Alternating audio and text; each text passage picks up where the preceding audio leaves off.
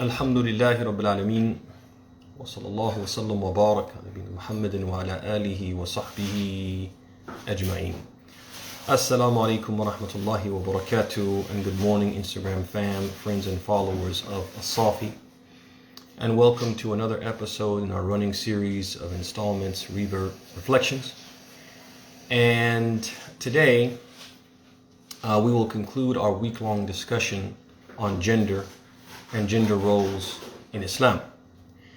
And we'll conclude today by pondering the hadith collected by Imam al-Bukhari rahimahullah ta'ala in his Sahih, in his collection of authentic prophetic traditions, on the authority of Ibn Abbas radiyallahu anhuma, who reported, لعن رسول الله صلى الله عليه وسلم المتشبهين من الرجال بالنساء والمتشبهات من النساء بالرجال.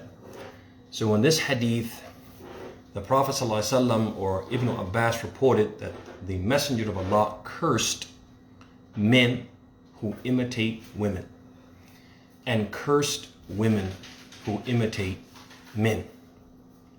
And there are a few things, brothers and sisters, that we can conclude about about Islam's perspective on gender and gender roles from this hadith. There are a few things that we can conclude from this hadith regarding gender, or Islam's perspective on gender and gender roles from this hadith. There's a few things that we can conclude from this hadith regarding Islam's perspective on gender and gender roles. So one of them is that Islam recognizes that there are certain fundamental differences between males and females. That in Islam asserts that there are certain fundamental differences between the genders, between males and females. Number two, that Islam considers certain behaviors, certain features, certain manners of appearance as primarily male and primarily female. Another lesson, or some specific examples, include the manner of talking, manner of walking, certain articles of clothing, certain occupations, and certain domestic roles, like the head of the household, for example. Another lesson that the hadith teaches us is that one gender intentionally imitating the other in something specific to the opposite gender is prohibited in Islam. Not only is it prohibited, it is a major sin. Because the hadith reads, لَعَنَ Rasulullah, the Messenger of Allah cursed. And Allah and His Messenger do not curse anyone except for committing a major transgression, except for committing a major sin. This hadith is telling us that intentionally imitating the opposite sex is not only prohibited, but it's a major sin.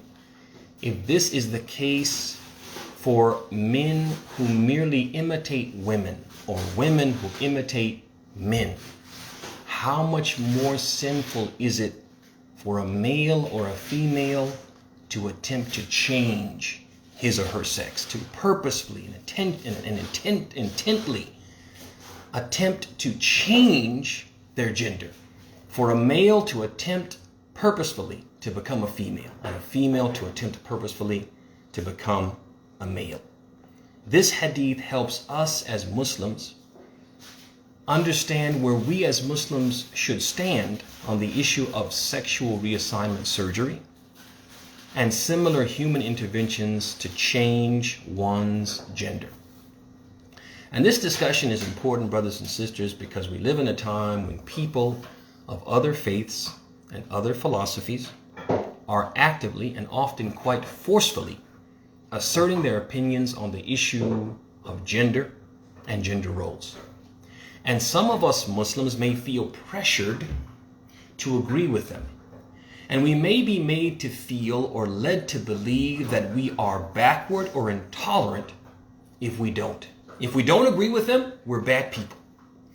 Brothers and sisters, I want you to contemplate as we close out, I want you to contemplate if these people of other faiths and other philosophies are free to believe what they believe as long as they don't harm anyone or infringe on the freedom of others, aren't we Muslims equally free to believe what our religion tells us to believe? Are we less deserving of freedom because we are Muslims? When these people, think about this, when these people speak of freedom, people being free to do what they want, to believe what they want, to believe that gender is just a social construct, to believe that there's no such thing as gender. If they are free to believe that, and when they speak of freedom, they assert their freedom, do they actually mean freedom to believe as they believe and only as they believe? That is not real freedom. If they really believed in freedom, then we would be free to believe what we believe, that gender is a fact, and that there are some features, some behaviors, some manners of dress, some articles of clothing, some occupations which are essentially male, and some which are essentially female. This is our belief, supported by the hadith. لعن رسول الله صلى الله عليه وسلم المتشبهين من الرجال بالنساء والمتشبهات من النساء بالرجال. The Messenger of Allah cursed those men who imitate women and those women who imitate men. May Allah subhanahu wa ta'ala make us all from those who listen to the talk and follow the best of it.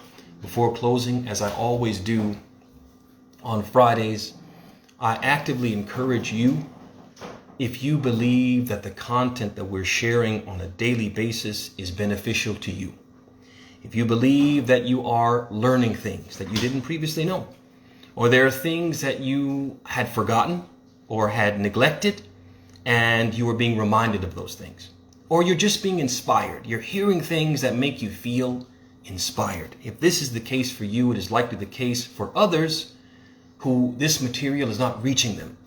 And I can't reach everyone. I don't know everyone. I'm not connected to everyone.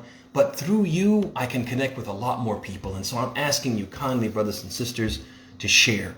I'm asking you to subscribe to our YouTube page, follow us on Facebook, follow us on Instagram, and share and encourage those people that you know and that you love and that you care about and you want them to be guided and benefit and inspired as you have been inspired. Share this content with them and encourage them to subscribe to our YouTube page and to follow us on Facebook and Instagram as well. I love you, brothers and sisters. Thank you for joining us and getting up with us every morning. And thank you for your support. May Allah subhanahu wa ta'ala reward you, bless your day, bless your houses, bless your spouses, bless your children, bless your sources of livelihood and income. May Allah subhanahu wa ta'ala bless you and make you blessed wherever you may be. هذا وصلى الله وسلم وبارك على محمد وعلى آله وصحبه أجمعين. السلام عليكم ورحمة الله وبركاته.